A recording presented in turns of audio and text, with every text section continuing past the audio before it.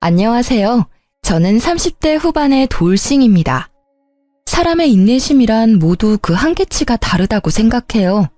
작은 것에도 바로 화를 내는 사람이 있는 반면 웬만한 일들은 모두 꾹꾹 참는 사람도 있잖아요. 저는 참을성이 굉장히 많은 사람이라고 남들이 이야기를 하더라고요.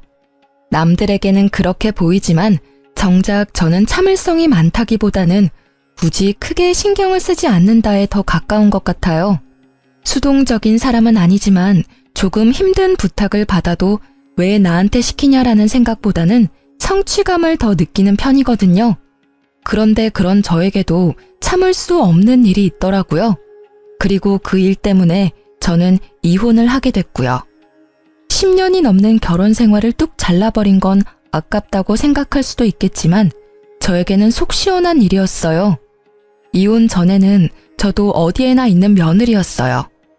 옷가게에서 일하는 남편과 회사원으로 일하는 저는 맞벌이 부부였고 애는 초등학생 아들 하나에 4살 딸이 하나 있었어요. 그리고 남편은 삼형제 중 둘째였죠. 시부와 이혼한 시모는 시골에서 혼자 살고 있었어요. 그런 시모를 챙기는 건 언제나 제 몫이었어요. 솔직히 차로 2시간 거리라 오고 가기 힘들었지만 남들 챙기는 건 다 챙겼어요. 명절, 생일, 특별한 날, 그리고 매달 한 번씩 내려가서 일을 도와드리곤 했죠. 솔직히 새 며느리 중에 저만큼 한 사람도 없었어요. 손이의 형님은 이때쯤엔 이혼을 한 상태였고 손아래의 동서는 저보다 더 멀리 떨어져 있었거든요. 책임감 같은 건 아니었고 그냥 상황이 그렇게 됐고 저도 그런 일들을 나쁘게 생각하지는 않았어요. 친정엄마가 필요할 때 부르는 것처럼 시모도 필요하니까 부른다 싶었거든요. 시부라도 있었으면 또 달랐겠지만 혼자 있는 걸 아니까요. 그리고 그런 시모는 매우 성급한 사람이었죠. 뭐든 시키고 보자는 식인데 정작 제대로 알려주지도 않고 시키려고 하니 꼭 나중에 탈나게 만드는 사람요. 게다가 인식이 아주 옛날 사람이라는 것도 있었어요. 며느리들 고생하는 건 당연하다고 생각하는 점이요. 편하게 앉아 있는 꼴을 못 본다고 해야 하나요?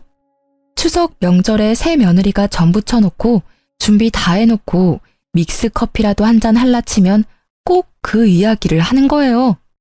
앉아 있을 시간이 있으면 나가서 밭이라도 가꿔라. 여자 셋 모여서 할 일 없이 노닥거리는 게 웬 말이냐? 호시절이야 호시절. 어디 며느리가 시모 앞에서 노닥거리며 쉬는 꼴을 보여?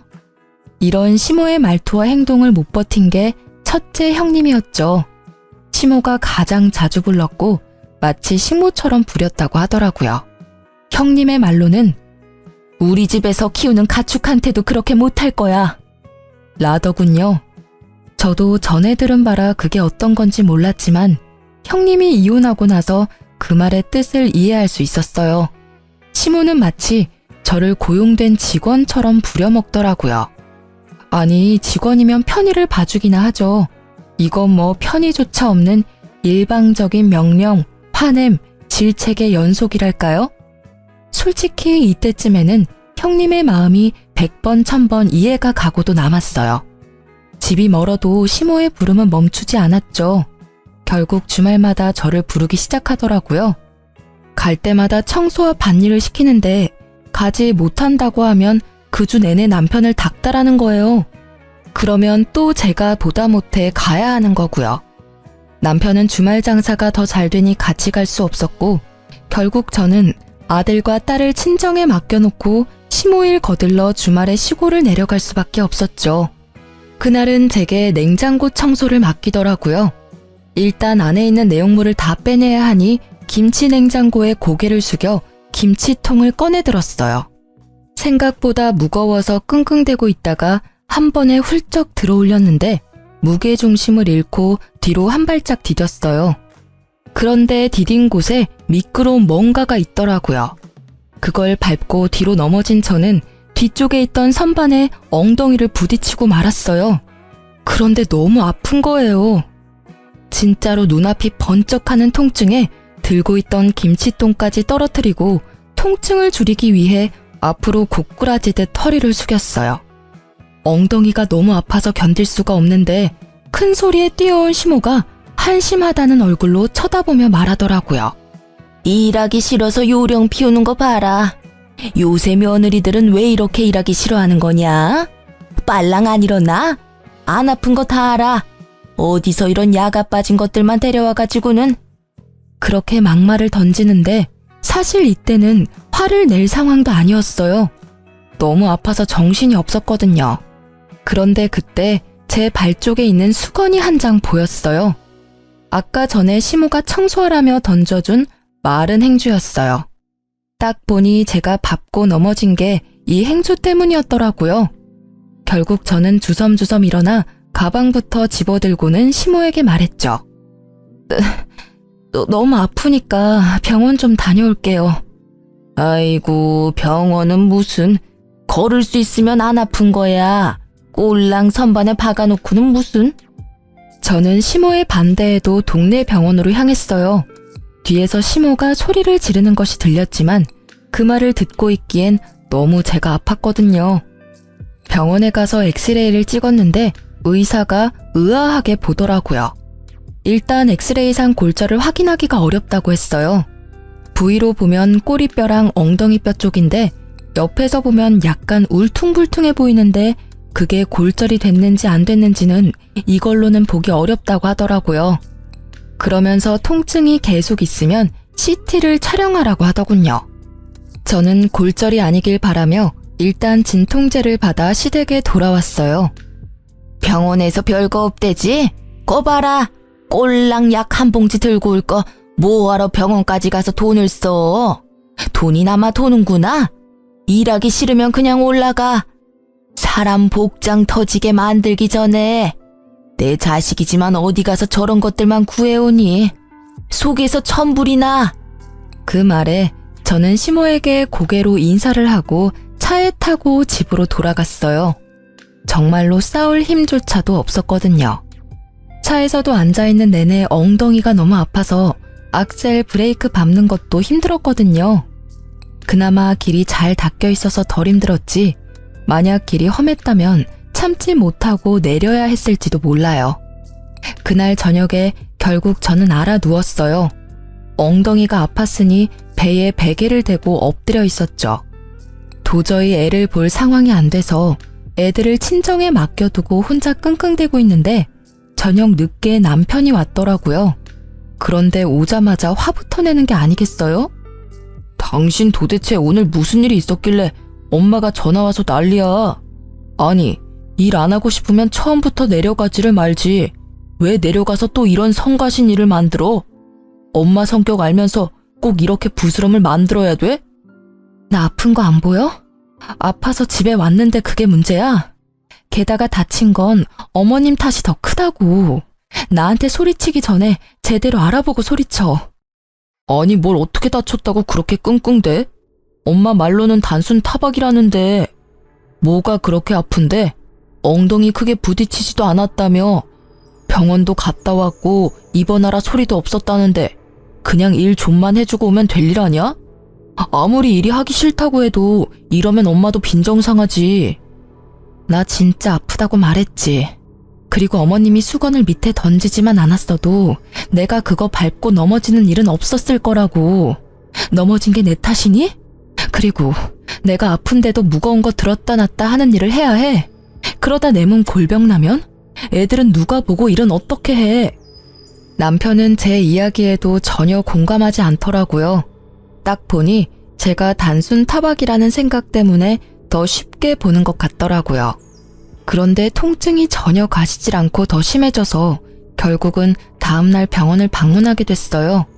CT를 찍었더니 청골이라는 엉덩이 뼈가 골절이 돼서 앞뒤로 갈라져 있더라고요. 병원에서는 입원을 해도 고정 같은 건 못하고 하루 한 번 물리치료는 받을 수 있다고 하더라고요. 아플 때 진통제 정도 놔주고요. 다른 부위면 깁스를 하거나 수술을 할 텐데 엉덩이 뼈는 그냥 그대로 낫게 두는 수밖에 없다고 하더라고요. 입원을 하겠냐는 말에 어차피 안정을 취해야 한다면 집에서 약이나 먹으면서 요양하겠다고 했어요. 의사에게 물리치료는 한 번씩 나와서 받으라는 이야기를 듣고 집에 와서 쉬고 있었어요. 그런데 너무 아파서 집안일을 할 수가 없었어요. 움직이면 통증이 더 심해져서 무리더라고요. 결국 애 하원도 남편에게 부탁했죠. 그런데 남편은 엄청 툴툴대며 집에 오더라고요. 아직도 꾀병이야? 알겠어. 당신 아픈 거 알겠으니까 그만 좀 해. 집안일도 안 해놓고 애는 나한테 맡기고 이쯤 하면 되는 거 아니야? 무슨 시위를 이따위로 하는 건데? 시위? 남편의 말에 저도 말이 곱게 나갈 리가 없었죠. 말보다는 보는 게 더 빠를 것 같아서 제가 찍어온 CT 사진을 보여줬어요. 이래도 내가 꾀병이야? 엉덩이 뼈가 찢어져서 앞뒤로 갈렸는데 뭐? 꾀병? 최소 한 달은 쉬어야 한대. 입원하라는데 그냥 왔거든? 그걸 보는 남편의 입은 열리지 않더라고요. 아니, 뼈가 앞뒤로 갈라져서 앉지도 서지도 못하는데 일을 할 수 있었겠어? 진짜 실망이다, 당신. 어떻게 아프다는 마누라 병원 데리고 갈 생각은 하지도 않고 도리어 꾀병이라며 탓을 해? 진짜 부서진 건지 몰랐잖아. 미안해. 남편이 멋쩍은 얼굴로 사과를 하는 그때 남편의 전화가 울렸어요. 시모였죠. 남편은 의뢰하던 대로 스피커폰으로 전화를 받았고요. 애미한테 이번 주말에 집에 와서 일 좀 거들라고 해라. 저번 주에 그렇게 해놓고 가서는 집이 엉망진창이야. 지가 싸지른 건 치워야지. 가란다고 홀라당 집으로 가. 어디 버르장머리 없이. 어머니, 안사람 집에 못 가요. 엉덩이뼈 골절됐대요. 어디서 거짓말이야? 꼴랑 그렇게 넘어진 걸로 엉덩이뼈가 부러지면 내 뼈는 남아나지도 않았어. 일하기 싫어서 관두라 그래. 우리 집에 그렇게 요령 피우는 며느리는 필요 없다. 진짜 골절이에요. CT 찍었는데 앞뒤로 갈렸더라고요. 그러니까 어머니, 당분간은 이 사람 말고 다른 며느리 부르세요. 남편의 간곡한 말에도 시모는 의심이 되는지 다음날 집에 왔더라고요. 또 누워있냐? 뭐가 그렇게 아파서 누워있어? 시어머니 오셨으면 발딱발딱 일어나서 맞이해도 모자랄 판에. 어머님, 제가 골절이라고 들으셨잖아요. 못 믿어서 오신 거면 의사 선생님한테 가서 확인하세요. 그러잖아도 물리치료하러 가야 되니까요. 결국 의사의 이야기를 듣고서야 시모는 조용해지더라고요. 그렇게 집으로 왔는데 남편이 시모에게 전화했더라고요. 집에 오셨으니 집안일 좀 해주고 가시라고. 결국 시모는 씩씩대며 집안일을 해놓고 이틀 뒤에 가셨어요. 시모가 던진 수건 한 장에 넘어지게 됐으니 저한테 뭐라 말은 못하셨죠. 결국 남편의 부탁으로 이틀 동안 제 수발을 들어준 시모를 보니 속이 다 시원하더라고요. 제가 지금 아니면 언제 시모의 수발을 들어보겠어요? 그렇게 시모가 저의 수발을 들고 간 지 얼마 되지 않아 시모에게 연락이 왔더라고요. 저희 집 근처로 이사 오신다고요. 아무래도 첫째 형님 내외 이혼하고 일 부려먹을 사람 없으니 우리 집 쪽으로 이사 오시는 듯 했죠. 걱정이 앞섰지만 설마 지금보다 더 괴롭히겠나 싶은 마음이 컸어요.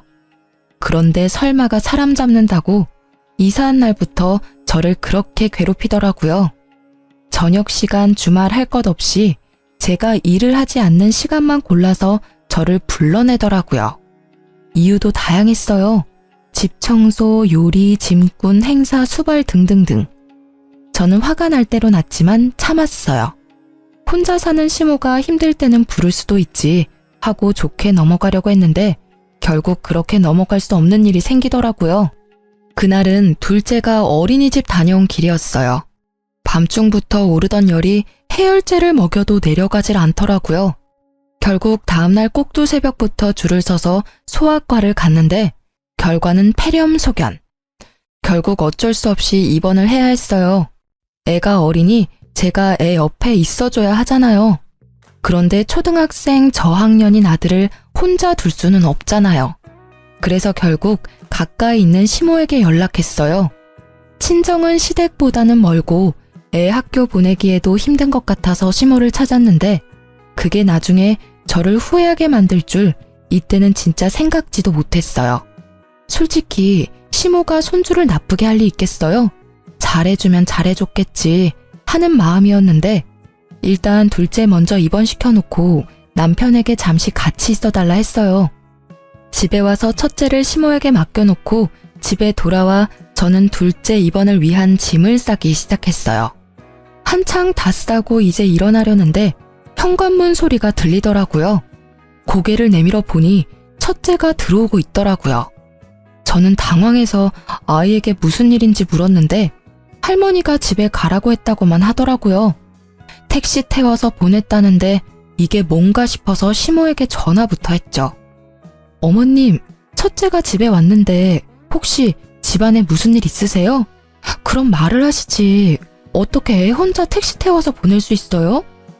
택시라도 태워보낸 거면 다행으로 생각해야 되는 거 아니냐? 그리고 너 생각이 모자라도 어쩜 그리 모자라니?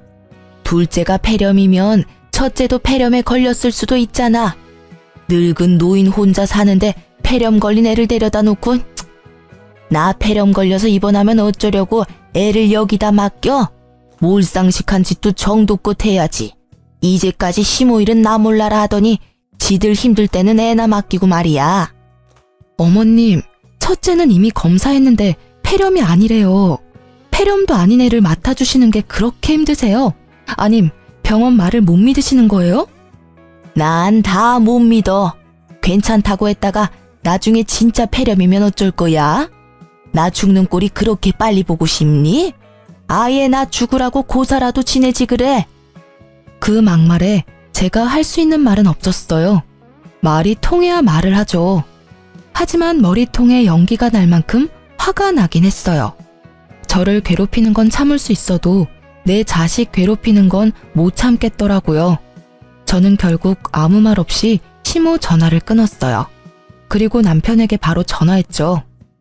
어머님이 첫째 돌려보냈어.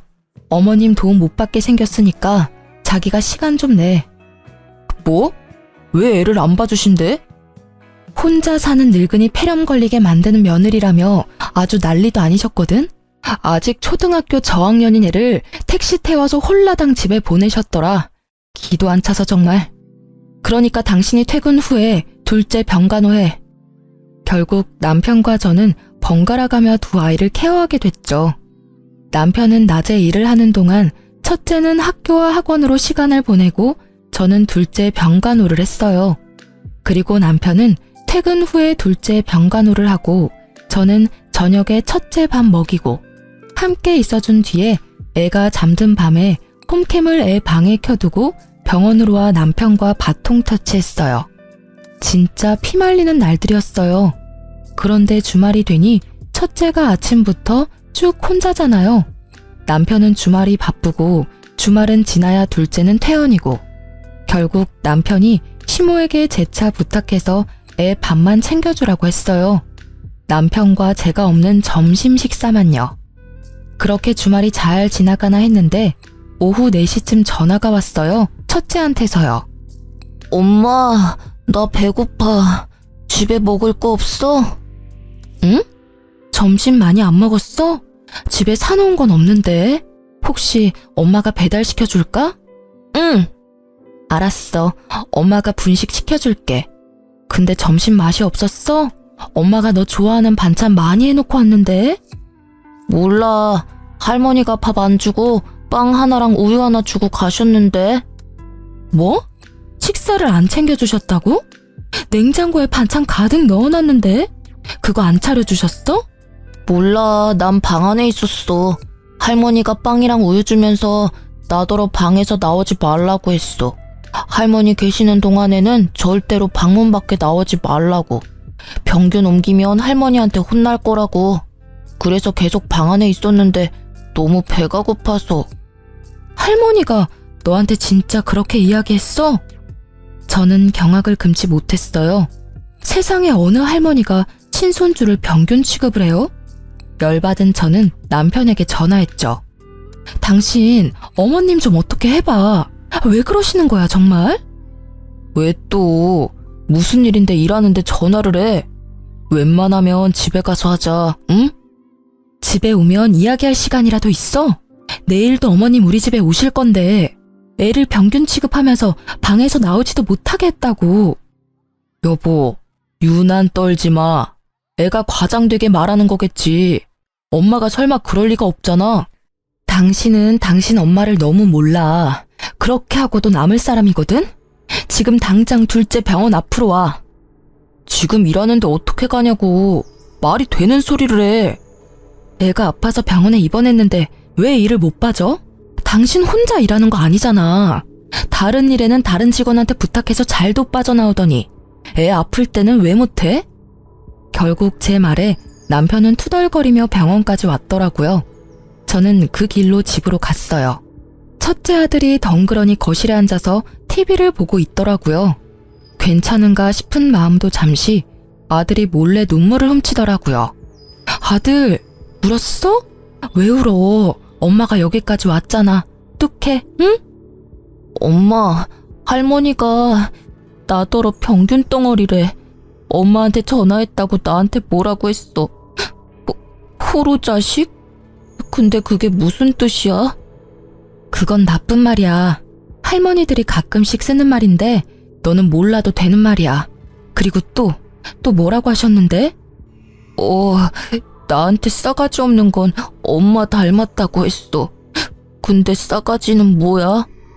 부글부글 끓어오르는 속을 꾸역꾸역 눌러 담으며 최대한 아들에게 상냥하게 말했어요. 그런 말도 있는데 나쁜 말이야. 그 말도 기억에서 얼른 지워. 그리고 애탁해서 꼴도 보기 싫대. 애탁? 그게 무슨 뜻인지 몰라서 잠시 생각하던 제 머릿속에 떠오른 단어가 하나 있었어요. 외탁을 했다는 말. 첫째가 저를 닮아서 보기 싫다는 말이었겠죠. 더 이상 저는 시모를 용서하지 않기로 했어요. 애를 달래고 둘째 병원에 와서 저는 시모에게 전화를 했어요. 어떻게 애한테 그런 막말을 하실 수가 있어요? 애가 무슨 죄가 있어서 그런 말을 들어야 하냐고요. 자식 키우신 분이 어떻게 손주한테 그런... 내일 오지 마세요. 제가 알아서 할 테니까요. 그런다고 누가 무서워할 줄 아니? 그리고 내가 못할 말했어? 걔가 병균을 가지고 있으니까 병균이라고 한 거고 널 닮아서 외탁했다고 한 거지. 그나저나 그 애미나 그 자식이나 똑같네. 그걸 또 그새 너한테 일로 바쳤어? 이러니 내가 정이 안 가지. 알겠어요. 정 안 가는 손주 볼 일 없으실 테니까 내일부터 오지 마세요. 그리고 주말에도 저 부르지 마세요. 안 갈 거니까요. 싸가지 없고 꼴 보기 싫은 며느리 싫으시잖아요. 그러니까 부르지 마세요.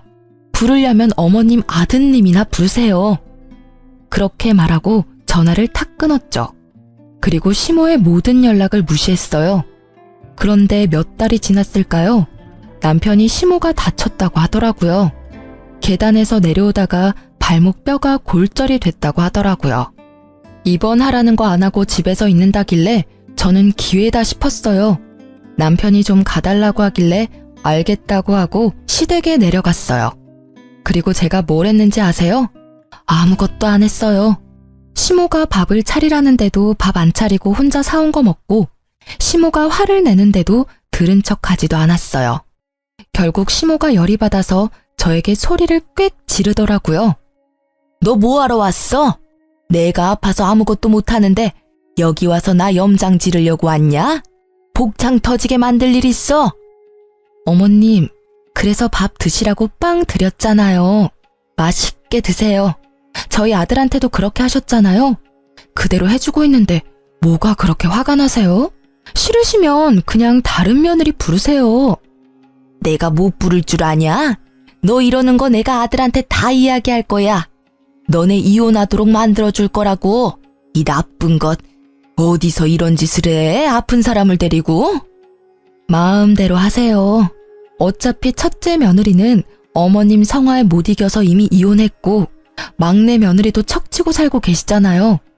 아들 셋에 두 며느리가 담을 쌓았는데 곧 저도 담 쌓고 지내게 생겼네요. 제 말에도 시모는 당당한 표정으로 남편에게 전화를 걸더라고요. 스피커폰으로요. 예, 너 이리 와라. 네 마누라 어떻게 좀 해. 나 아파서 수발 들러 와놓고는 꼴랑 빵 한 쪼가리 주고는 밥 먹으란다. 어디서 이런 미친 것을 데려왔어? 아, 진짜. 와이프 좀 바꿔줘봐요. 바꿀 필요 없어. 나 다 듣고 있으니까 할 이야기 있으면 해. 당신 도대체 거기까지 왜 간 거야? 갔으면 엄마 수발 좀 잘 들어줘. 왜 매번 이렇게 싸우는데? 이거 당신한테도 문제 있는 거라고. 그리고 엄마가 좀 떽떽거렸다고 당신까지 똑같이 굴면 어떡해? 윗사람한테 그렇게까지 하는 거 아니야. 그래, 당신도 똑같네. 그 어미의 그 자식이라더니. 내가 내 자식이랑 닮은 것처럼 당신도 당신 어머님이랑 닮은 건 당연하겠지. 나는 당신 엄마보다 내 자식이 더 소중하거든? 그래서 내 새끼 그렇게 만든 사람 용서 못해. 그리고 어머님도 나 어차피 용서 안 하실 것 같으니까 그냥 우리 이혼하자. 우리 애한테는 이런 할머니는 필요 없는 것 같으니까. 이혼하자고 이야기하면 벌벌 떨 줄 알았니? 차라리 잘 됐어. 야, 나도 이런 며느리 필요 없으니까 얼른 이혼해라. 꼴도 보기 싫은 것. 어디서 당당하게 머리 쳐들고 있어? 그 꼴을 보니 첫째 형님이 이혼했을 때가 생각나더라고요. 방귀 낀 놈이 성낸다고 딱 그 꼴이잖아요. 제 탓으로 자식들 이혼하게 만든 거 생각도 못하고. 이혼을 선언한 후 저는 애들 둘과 함께 친정으로 돌아왔어요. 남편과의 집은 반씩 부담해서 마련한 거였기에 남편에게는 시세의 반을 돌려달라고 말했어요. 남편은 싫다고 하더라고요. 그래서 이혼 소송으로 재산 분할하겠다고 말했죠. 그리고 양육권, 친권 모조리 제가 가져온다고 했어요. 시모의 행동으로는 애들이 상처받을 게 뻔하니까요. 애들 물건까지 싹 다 들고 나온 것을 확인한 남편이 그제야 제가 진심이란 걸 깨달은 모양이더라고요. 이혼하잔 말이 겁주려고 내뱉은 말이 아니란 걸 이제 알았나 봐요. 설 명절이 다가오는데도 제가 집에 들어가지 않자 그제야 친정으로 찾아왔어요. 당신 진짜 이혼할 거야? 다시 생각해봐. 애들은 어쩔 건데? 당신 혼자 애들 키울 수 있어? 그거 여간에서는 못하는 일이라고. 이혼은 좀 아니잖아. 늙은 노인이 하는 말에 그렇게 휘둘릴 필요 있어? 나는 이미 당신 어머님한테 실망했어. 그리고 어머님 편만 드는 당신한테도 실망한 지 오래됐지. 나는 나 괴롭히는 건 참을 수 있어. 이제껏 잘 참았으니까. 그런데 내 자식한테 모질게 대하는 건 절대 못 참아. 어떻게 친할머니가 손주한테 그런 행동을 해? 그런 말을 어떻게 하느냐고. 그거야 어머니가 잘못했지. 그래도 그걸 굳이 그대로 받아들이는 것도 좀. 내가 받아들여야 하는 거였으면 흘려들었겠지. 근데 애잖아. 애는 무슨 죄가 있어서 그런 소리 듣고 상처받아야 하는데. 결국 제 말에 할 말이 없어진 남편이 입을 꾹 다물더라고요. 그때 제 폰으로 연락이 왔어요. 저는 전화를 받았죠. 형님, 저 막내예요. 혹시 이번 설에 어떻게 하실 거예요? 오실 수 있어요? 미안해 동서. 나 이혼하기로 했어. 이제 그 집안 사람 아니니까 설에 내려가는 건 알아서 결정해야 될 것 같아. 어머님이랑 무슨 일 있으셨죠? 저 진짜 미치겠어요. 형님이 없으니까 저한테 매일같이 전화 오셔서 며느리 잘못 봤다면서 늙은 노모 모시지도 않는다고 난리를 치시느라. 동서한테만 그러면 다행일 거야. 나는 진짜 우리 첫째한테 한 거 생각하면.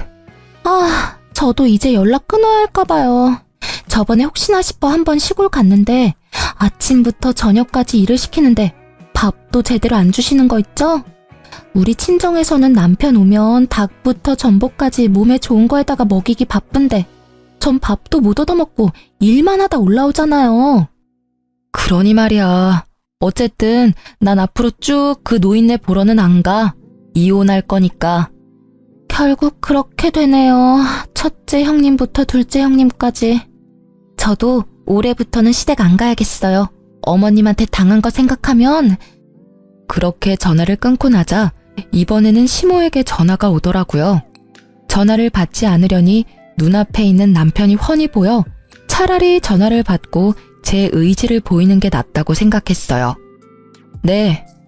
그래, 너 이번 설에 내려오너라.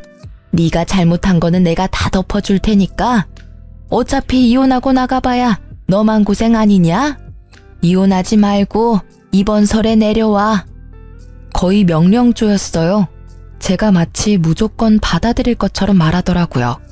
그때 남편이 한마디 하더라고요. 만약에 이혼하면 애들은 내가 데리고 갈 거야. 다른 사람 손에 크는 거 난 못 봐. 당신은 애들 보기 부끄럽지도 않아? 어떻게 애들 할머니랑 싸우고 이혼한다고 할 수가 있어? 시어머니한테 못하는 것도 자랑이야? 제가 뭐라고 맞받아치려는데 옆에 있던 아들이 제 옷자락을 꾹꾹 잡아당기더라고요. 애 앞에서 이렇게 싸울 일이 아니라고 생각하면서 첫째를 달래려던 그때 첫째가 한마디 하더라고요. 아빠랑 엄마랑 헤어지면 나 아빠 따라가야 해. 아빠 바쁘면 나 또 할머니랑 있어야 하는데. 나 할머니 집에 보낼 거면 나는 아빠랑 같이 안 살고 싶어. 그 말에 남편은 꿀먹은 벙어리가 됐죠. 전화를 통해서 첫째의 이야기를 듣고 있던 시모는 노발대발하며 소리 지르더라고요. 이 싸가지 없는 놈. 며느리 네가 애를 저렇게 싸가지 없는 놈으로 키웠어. 어디 어른 앞에 두고 못하는 말이 없어? 애한테 소리 지르지 마세요. 아들, 외할머니 방에 가 있어. 애를 안방으로 보내놓고 제가 남편에게 말했어요. 애들 마음에 얼마나 상처가 컸는지 이제 알겠지? 당신도 눈이 있고 귀가 있으면 이제 그만 좀 잘 살펴보라고. 저 작은 애도 제 할머니 집에 안 가려고 난리잖아. 저 애 데려가서 행복하게 키울 자신 있어? 애가 벌써 불행한데. 미안한데 나 이혼 번복 안 해. 그리고 애도 못 데려갈 거야. 애 데리고 가겠다고 하면 끝까지 싸울 거니까. 결국 제 말에 남편은 집으로 돌아갔죠. 그리고 이혼 소송도 마무리가 잘 됐죠. 제가 시모에게 당한 일들로 인해 제게 좀 유리하게 됐어요. 게다가 당연히 애들 친권과 양육권도 제가 가져왔고요. 그런데 이혼 후 동서에게 연락을 받았어요. 형님, 잘 지내세요? 저도 이혼하게 됐어요. 어머님이 하나뿐인 며느리 감싸줄 줄 알았는데 더 부려먹으시더라고요. 게다가 조금이라도 바른 소리 할라치면 두 형님들 욕을 하면서 저한테 똑같은 년이라고 막말을 하시는데 어떻게 그걸 당하고 사셨나 몰라요. 남편에게 이야기했더니 엄마가 원래 그런 성격인 걸 어쩌냐네요. 참나. 내 편 들어줬으면 시댁이랑 인연 끊고 남편이랑 잘 살아보려 했는데 세상 일 제 맘대로 되는 게 하나도 없더라고요. 그리고 혹시 아세요? 고부 갈등으로 이혼하는 거면 시모한테 위자료 청구도 된대요. 전 제가 당한 일 다 증거 모아서 위자료도 청구했어요. 동서의 말에 저는 웃을 수밖에 없었어요. 형제 셋이 나란히 시모를 이유로 이혼하게 된 것이 너무 웃기더라고요. 결국 돈까지 뜯기고 며느리들은 모두 이혼하는 상황이 되니 지금은 더 이상 삼형제 중 그 누구도 시댁에 들리지 않는다더군요. 참 꽃이다 했어요. 이혼 후에 저는 친정과 가까운 곳에 자리 잡고 애를 키우고 있었어요. 친정 부모님의 도움을 많이 받았어요. 애들은 친정엄마와의 사이에 애착이 잘 형성되었던 터라 부모님에게 뭔가 해드리고 싶은 마음으로 여행을 갔어요. 그런데 여행지에서 돌아오다가 엄마가 돌뿌리에 걸려 넘어져 대퇴골 골절로 요양병원에 단기 입원하게 됐어요. 3달간의 치료가 끝나면 집으로 다시 모셔가려고 했죠. 친정엄마 입원 후 2달 동안은 매일같이 친정엄마를 보러 갔어요. 그리고 매주 주말에는 오빠 내외와 함께 애들 둘을 데리고 함께 병문안을 갔죠. 그렇게 퇴원을 2주 앞두고 주말에 가족 다 같이 엄마 면회를 가던 날이었어요. 병실에 들어가다가 저는 깜짝 놀라 멈췄어요. 그 방에 전 시모가 앉아있는 게 아니겠어요? 이게 무슨 일인가 싶었는데 아들이 아무것도 모른 채 들어오다가 전 시모의 얼굴을 보고는 제 뒤로 후다닥 숨어버리더라고요. 저 망할 놈. 넌 할머니한테 인사도 안 하냐? 예의는 어디 갖다 팔아먹었어? 어?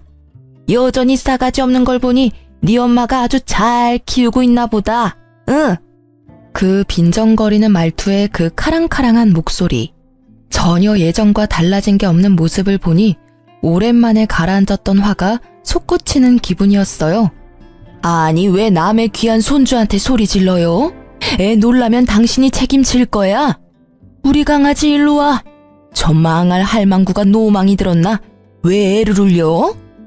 친정어머니의 등 뒤로 쫓아가 숨는 손주를 보던 시모가 이번에는 막말을 쏟아붓더라고요. 아이고, 네가 우리 아들이랑 결혼만 안 했어도, 네가 아들이랑 이혼만 안 했어도 내가 이 꼴로 병원에 갇혀있지는 않았을 거다. 망할년, 내 신세가 어쩌다 이리 됐을꼬. 처음부터 네 년이랑 우리 아들을 결혼시키는 게 아니었어. 애초부터 마음에 썩 들지도 않은 며느리를. 네 엄마도 참 딱하다. 친정엄마 여기 버려두고 니들끼리 잘 지내고 있겠지. 저는 어이가 없더라고요. 우리가 어떻게 지냈는지 알지도 못하는 사람이 왜 우리 일에 이렇게 참견인 건지. 제가 한마디 하려는데 갑자기 옆 침대 아줌마가 먼저 말을 하더라고요. 아니, 언제 봤다고 할머니네 가족을 욕해요? 이만큼 화목한 가족도 없는데. 노인네가 노망이 들어도 한참 들었구만. 다른 사람들이 다 그런 짓 해도 이 집 사람들은 그럴 리 없어요. 이렇게 알뜰살뜰 엄마를 보살피고 간병하는 것도 힘든 일인데 제 집 팔아서 친정엄마 집을 다니게 쉽게 고쳐주는 건 더 힘든 일이지. 세상에 이런 딸 있으면 소원이 없겠구만. 그렇지. 나는 아들 하나 있었으면 이런 며느리 하나 얻고 싶구만. 이런 며느리 있으면 내가 늙어 죽을 때까지 마음고생 안 해도 될 사람이라고. 매번 올 때마다 생판 남인 우리까지 챙겨주는 사람이 세상에 어디 흔할까? 이렇게 말하는 분들은 모두 엄마와 같은 병실의 환자분들이셨어요. 6인실을 같이 쓰시는 분들인데 매번 맛있는 과일이나 음식 사와서 같이 나눠 먹었더니 다들 저희한테 무척 잘해주셨거든요. 아무것도 모르는 것들이 껴들긴 왜 껴들어? 어린 놈의 새끼도 저 여우 같은 년도 다 똑같이 싸가지 없는 나쁜 년놈들이라고. 저것들 때문에 내가 여기 갇혔지. 내 모를 줄 알고? 저는 이혼 후에 그쪽 가족분들과 연락한 적 단 한 번도 없어요. 그러니 여기 와 계시는 것도 그쪽 가족분들의 생각이시겠죠. 엄한 사람한테 누명 씌우지 마시고 애한테 욕도 하지 마세요. 저희는 이제 엄연히 남이라고요.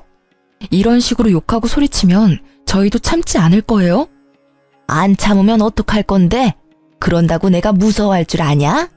너, 네가 여전히 내 아들 조종하는 거 내가 모를 줄 알아? 여기서 꺼내. 나 여기서 꺼내주란 말이야. 제가 왜 그런 짓을 해요? 그 사람 본 적도 한참 전인데 말이 되는 소리를 하시라고요. 이러니 며느리가 셋이나 도망가죠. 그리고 자식들도 돌보고 싶겠어요? 본인한테 물으세요. 어머니가 하신 행동이 지금 이 상황을 만든 거니까. 이혼한 지 도대체 얼마나 지났다고 생각하세요? 이미 완전 남남이라고요, 남남. 결국 빈정상한 우리는 2주가 남았지만 같이 있을 수 없다는 생각에 퇴원 수속을 밟기로 했어요. 그런데 퇴원 수속 밟는데 전 남편이 들어오더라고요. 서로 깜짝 놀랐죠. 당신 어머니 들어오신 지 며칠 되지도 않는데 퇴원해? 우리 때문이라면 걱정 마. 지금 퇴원 수속 밟고 있으니까. 그런 거 아니야. 병원에서 폭력성 있는 노인은 안 된다고 하는 바람에 다른 곳으로 옮기는 거야. 아, 같은 병실에 있는 할머니 한 분을 밀쳐서 넘어뜨렸더라고. 참 여전하시네. 사람 변하기 힘들다고 하지만 며느리가 셋이나 떨어져 나갔는데도 전혀 바뀐 게 없으셔. 우리도 그것 때문에 힘들어 죽겠어. 당신한테는 참 못할 짓 했지. 그리고 그걸 이제야 알아차린 것도 미안하고. 이제야 알아차린 거야? 당신도 참 늦다. 어떻게 이런 사태를 여태껏 모를 수가 있어? 그래도 이렇게 알아차린 것도 다행이지. 당신이 당신 엄마 편들 때 모습을 생각하면 이런 결과는 참 놀랄만한 일이긴 해. 큰형이 재혼하려는 문제 때문에 알게 됐어, 우리도. 형 재혼하려고 여자 데리고 왔는데 그 형수님 될 분도 예전 형수님처럼 엄청 부려먹으려고 하셨나봐. 근데 그 형수님도 보통 분은 아니라서 결국 엄마랑 연 안 끊을 거면 자기랑 끊어야 한다고 하는 바람에 형도 재혼에 다시 실패했거든. 그러고 나서 형이 나서서 어머니 어떻게든 해야 한다고 하더라고. 이런 식이면 우리 셋 중에 그 누구도 재혼에 성공하지 못할 거라고 말이야. 솔직히 우리 형제 전부 다 그때쯤에는 다들 눈을 뜬 거지. 어떤 게 좋을까 고민했는데 삼형제 중 누구도 어머니를 맡으려는 사람이 없어서 결국에는 어머니 집 처분하고 돌아가실 때까지 요양원에서 모시자 라는 결론이 됐고, 전 남편은 부끄러운 건지 괴로운 건지 연신 얼굴을 쓸어내리며 말하더라고요. 하긴 저런 상태의 사람을 집에서 케어하긴 힘들 테니까. 제가 사무실 밖에 있는 전시모를 힐끔 쳐다보며 말했어요. 전시모는 애먼 사람을 붙잡으며 화를 내고 있더라고요. 전화도 안 받고 병문안 한 번도 안 오던 놈. 네가 자식이야? 나 집에 갈란다. 집으로 보내줘. 왜 나를 여기다 처박아 놓냐고. 여태껏 우리 탓, 이제는 없는 며느리 탓만 하셔. 그때 당신 말 들었으면 우리가 헤어질 일도 없었을 텐데. 그땐 내가 왜 그랬는지. 후회하지 마. 난 지금 잘 살고 있어. 당신도 앞으로 잘 살아. 그때 한 당신 선택이 지금 당신을 만든 거니까. 나한테도 과거 이야기 꺼내지 말고. 전시모가 어떻게 살아왔는지 눈에 훤하더라고요. 사람을 칼같이 쳐내며 좋으실 대로 살아오셨으니 옆에 버틸 사람이 없는 거겠죠. 그렇게 시모가 사무실 밖에서 집에 가고 싶다고 외쳤지만 결국 다음 목적지는 다른 요양원이더라고요. 마지막까지 시모는 자기 잘못을 모르더라고요. 아들들에게 배신당한 것을 이제는 없는 며느리 탓을 하는 걸 보니 말이에요. 집도 처분당해서 나가더라도 갈 곳이 없을 텐데 저리 집에 가자고 용을 쓰다니.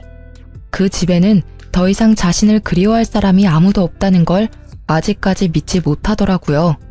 그렇게 전 남편과의 짧은 재회 후 저는 다시 일상으로 돌아갔어요. 아이 둘은 제법 컸고 재혼 생각은 아직 없지만 좋은 만남을 이어갈 사람도 생겼어요. 그렇지만 어떤 이유에서건 제 아이들을 상처받게 할 사람들과는 인연을 맺고 싶지 않은 게 제 마음이에요. 친할머니에게조차 남보다 못한 취급을 받은 아이들에게 더 이상 상처를 주고 싶지 않아서 남들보다 더 신중해질 수밖에 없더라고요. 제가 제 삶을 찾아가는 건 아마 아이들이 지들 인생을 찾아 독립을 하고 난 뒤일 거예요. 어떤 사람들은 그게 늦다고 생각할지 모르겠지만 저에게는 그게 제일 좋은 선택이라는 생각이 들거든요. 이렇게 글을 쓰고 보니 저도 참 순탄치만은 않은 인생을 살아왔다는 걸 실감하게 되네요. 누가 이런 경험을 할 수 있겠어요? 물론 돈 주고도 하고 싶지 않을 경험이긴 하지만 3명의 며느리를 이혼시키는 시모라니. 예전에는 치가 떨릴 만큼 싫었는데 지금은 참 대단한 사람이라는 생각이 들어요. 어떻게 살아오면 그런 사람으로 완성되는 건지. 이 글을 쓰면서 예전의 일들을 꺼내보는 것은 그리 즐거운 일은 아니었지만 이왕 꺼낸 김에 이 글을 읽는 분들이 함께 욕하고 화내주시면 제게 큰 위로가 될 것 같아요. 제 사연 들어주셔서 감사합니다.